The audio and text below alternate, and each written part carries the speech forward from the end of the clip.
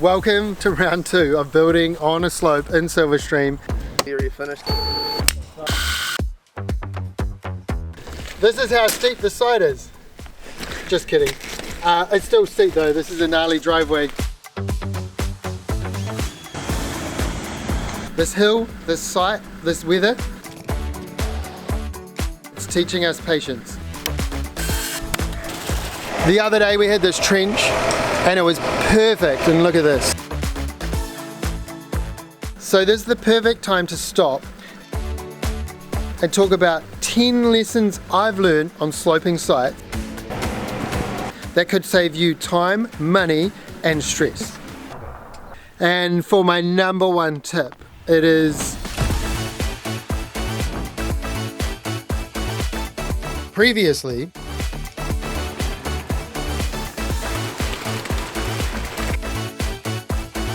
So on site, we're here for the final pour of the footings.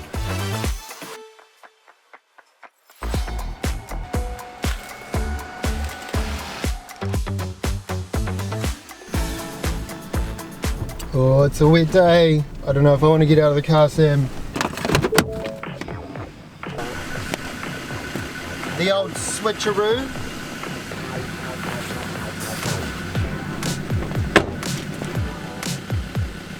Yo, welcome back to site. It's Monday the 11th of August. Another amazing wet day.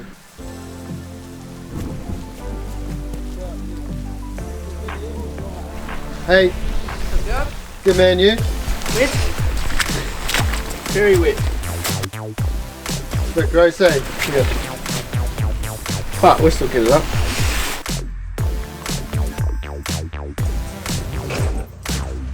This hill, this site, this weather, it's teaching us patience. Last week we broke the back of foundations. We finished our last footing over there. Epic milestone. But the reality is, sloping sites, it's slow. And that's when it doesn't rain. So this is the perfect time to stop and talk about 10 lessons I've learned on sloping sites that could save you time, money and stress. Who organised the pump? You? No, the concrete place. Oh, okay. So they must And Wayne, they all met yesterday. Every time we get a concrete pump in, it costs time, it costs money, you got to line up. It's one more thing to line up. Most of these tips I have learned the hard way, slipping around in the mud on jobs like this. Battling plans that don't quite match up, and the weather. Hang around as we work our way to my top tip, the moment where the job changes. You're not going to want to miss it. Tip number 1 is all about expectations and readjusting your expectations, because the reality is these sites are real slow to start with. They're not just slow at this foundation phase, they're slow at planning, they're slow at design, they're slow at consent, they're slow at engineering. And you would have seen that. We upload every week, but there's often big gaps between the milestones. And so you've got to embrace the slowness. You've got to adjust your expectations. Whatever you can do on a flat site, here will take 2, 3, 4 times longer. Remember how last week we'd poured the concrete and it was mint and it was ready to build off? Now it's filled with water. Just another example of 2 steps forward, 1 step back. I've touched on the fact that it took 13 months to get consent. Before we even told you about this, we spent months preparing this site.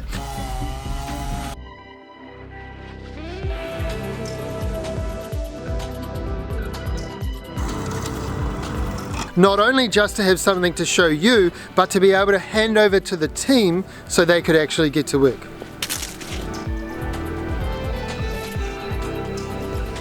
Number 9 is to know your red flags before you even start. How did I work out that this site was okay and other sites aren't? There's really no magic formula, but you start by talking. Talk to the locals, talk to the council, talk to the neighbours. When I talk to the council, you've got to ask real specific questions. What's wrong with this site? I rang up about this particular one and they said 2 things. It's in a high slope zone, and that's marked with the red, and there's a proposed bush protective zone.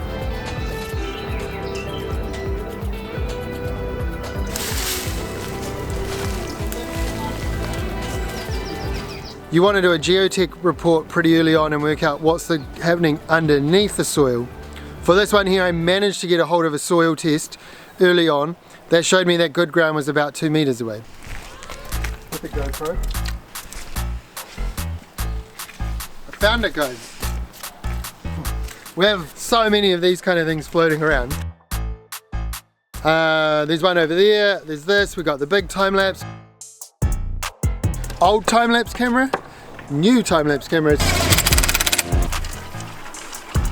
We're actually right now exploring how to live stream aspects of the build.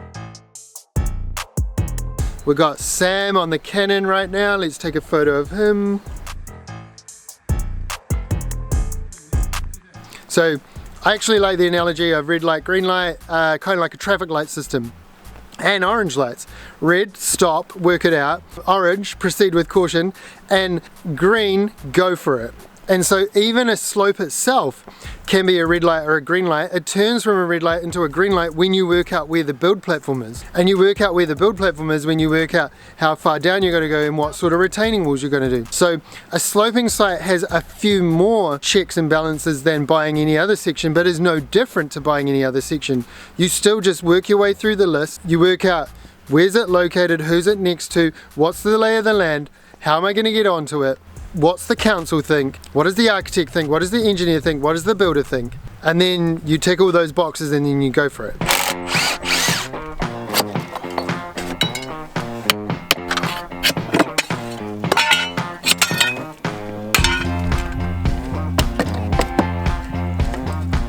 I would recommend any section you buy, you go and talk to the council. Because I know a flat site over there in Silverstream where you can't build a house on.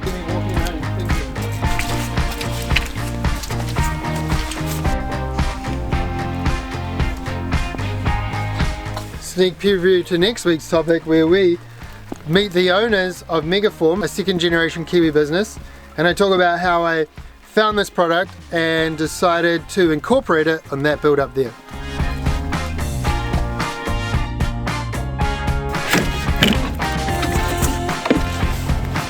Tip number 8 is actually all about team.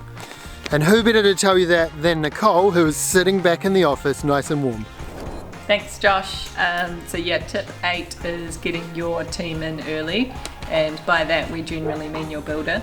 Start with your builder, then go to your designer, then go to your geotech, then go to your engineer. So really, like, your builder will already know who the ones that they like to work with are. Your best bet is to go with a team that's already been formed. Make sure everyone who is involved is up to speed with what you're planning to do, and that everyone has had a little bit of a say in the final plan before you submit it to council. That is the time to make all of the changes. Once it goes into council, every revision will start to cost you money, and the further down the line you go with your design, the more it costs you to fix little mistakes. The last thing you want is to get a design that you've completely fallen in love with, only to find out it's going to cost you 3 times as much as what you were willing to spend. Back to you on site, Josh. This is how steep the site is. Just kidding. It's still steep though. This is a gnarly driveway. And that's tip number 7. Access is everything. The hard thing about building a house is you do the driveway last, and on a normal flat site you can just kind of like whack some base course in, drive on, jobs are goldie. On a sloping site we have had to prepare and fix and change this driveway so many times just to be able to do all of that. I'm putting in waratahs to protect the survey points. And widening the driveway, I'm going to run a bit of a paint line to show the digger driver where the idea for the driveway is.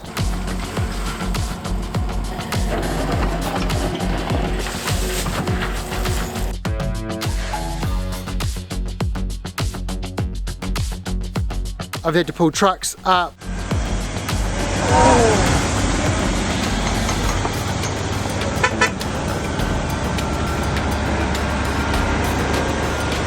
Maximum booster. Cue that music. Maximum booster. I've had to shut down the site when it's just too wet to access. We've struggled getting trucks in around the corner.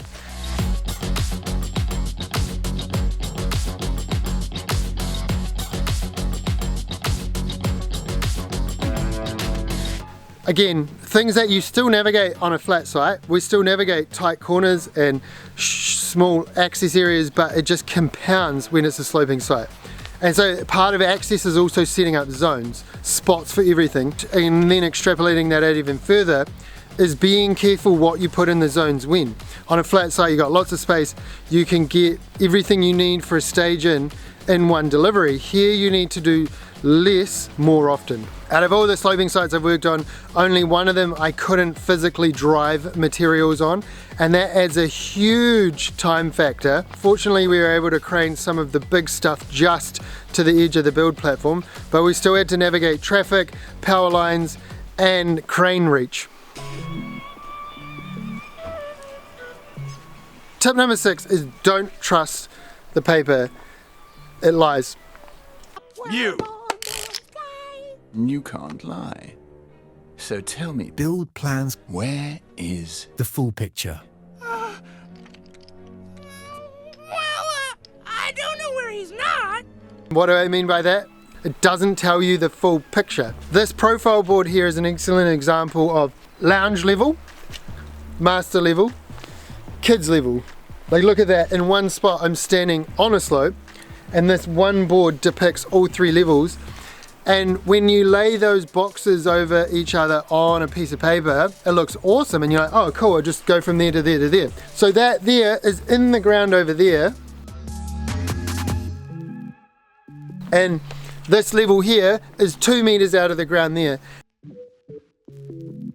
And it's so hard to see and feel that until you mark it out on site. So that's your FFL. That'll be internal floor level. You've got to get your computer screen and your piece of paper, your plan, giving you an accurate picture of what's happening on site. And that goes back to team, getting an accurate topo, getting a good designer, getting a builder who can read what's on the plan and put it in life and plug the gaps. The first thing you do on a sloping site is walk it. Mark it with Waratahs, get a lay of the land in your head from site before you lock in a plan.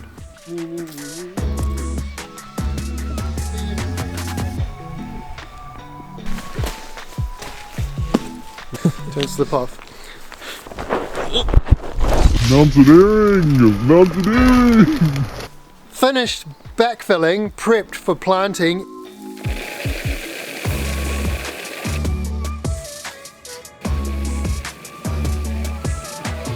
Even locking in plants with the amazing Katie Bailey.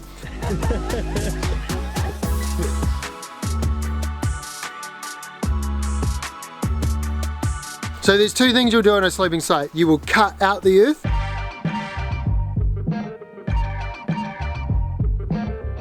and then you will fill in the earth here. And real crudely, imagine I just draw a slope. If I cut level here, I have a massive retaining wall. And if I fill here, I have a house hanging like 4 meters out of the air. And so there is a sweet spot on every slope. And it's not just one spot, it can be multiple spots where you do a little cut and you do a little fill, and then you do another cut and another fill. And sometimes this retaining wall in the middle can form part of the structure. We've done a bunch of different cuts and fills here. We've cut as close to the boundary as we can, and in my block wall video I talked about how that's opened up 5 meters the entire length, 200 square meters. And then we've talked about doing a fill on the front side. We're building up 2 meters.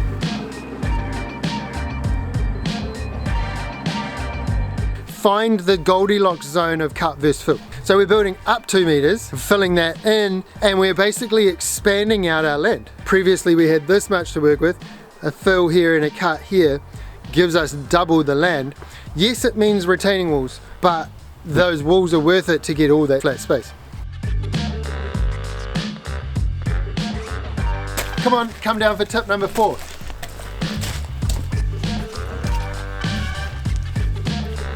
Tip number 4 is retaining walls. More specifically, plan and budget for them. And when you budget for them, they need to be a line item that's separate from the cost of building the house. Let's say, hypothetical, you've got $1 million to build a house. You're going to spend about 100K on earthworks and retaining walls. So you don't actually have $1 million budget to build a house. you have a 900K budget to build a house, and you're going to do that on top of the piece of land you bought that you spent 100K on. So the tip for retaining walls is not just to plan for them, but make sure they're outside of your build budget, separate to the house. Is that a truck coming down a beautiful access?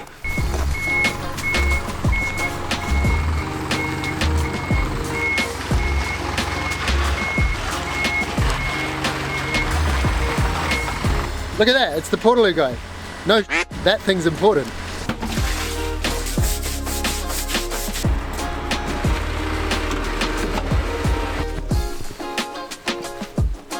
We're getting there. Tip number 3, work with water, otherwise it will always win. And that's in so many ways. That's the lay of the land, that's working out where your drains are going to go, where the water's going. That's drainage behind your retaining walls.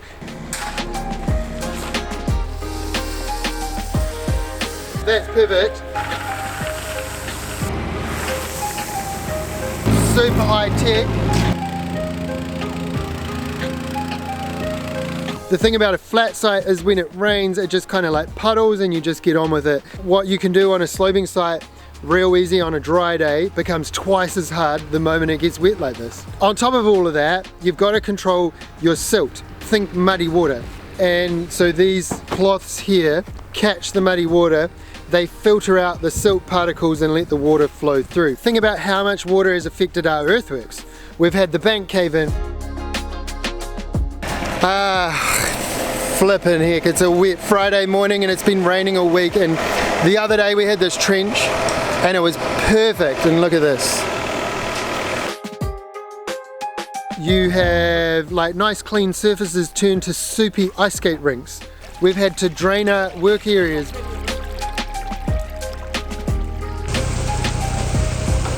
Go down. Well, he's pretty much off Let the it go concrete down. now. Yeah. That's the only. That's the part that matters. So you just want to leave that open until what? Just leave it open. Because it's going to rain again, eh? So you might as well leave it open, yeah. We've had to get submersible pumps on site. We've had to build moats to keep areas dry. All of these things are controlling water, control the flow of water. We're even working with water by staging our pours. Rather than ripping through the entire thing in one go, you have to do that bit there and then seal it up. That bit there, then seal it up. That bit there, then work your way back up. Work with water, otherwise it always wins. Almost done. Tip number 2 is find yourself a good builder. I mean, I did.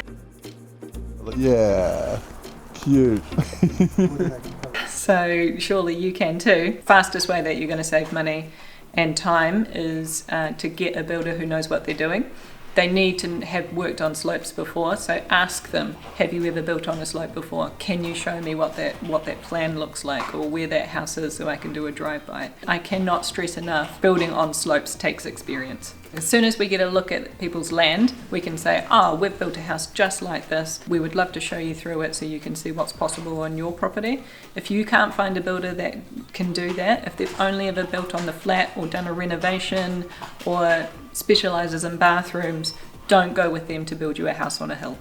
Obviously, I'm going to plug your place building. We've built over 80 homes, at least 10 of them are on really tricky, slopey sites, which we have available on our website. Or just give us a call. We would love to have a chat to you about where you're thinking of building. You don't even have to own the property yet. Just have a chat to us really, really early on. Thanks, Nicole. Back to a wet, cold site while you sit in the office nice and warm. And for my number 1 tip, it is to remember that it's only hard until foundations are complete. Right now behind me, we have broken the back of it and we are putting in the last pieces to put it all back together. These string lines show the floor height. This formwork is built up to the floor height. We're putting in the edges of our build and the base of our foundation, and so for me, knowing what I know being on a bunch of other sites, I know that we are so close to getting out of the ground and we'll have a flat, clean, hard surface to work on.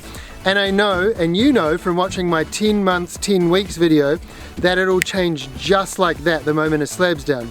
And so when you incorporate all of those tips about the team and picking a site and picking a good builder, all you need to worry about is getting a slab down. Because once you get a slab down, it goes from being a sloping site where everyone's unsure to, you know, most builders know how to work on a flat site.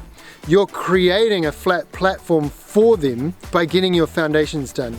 Once you have a great plan, focus all of your team's energy on your foundations. Remember that it's a marathon getting to that point, and enjoy the journey. The view, the house, the site, it will be worth it.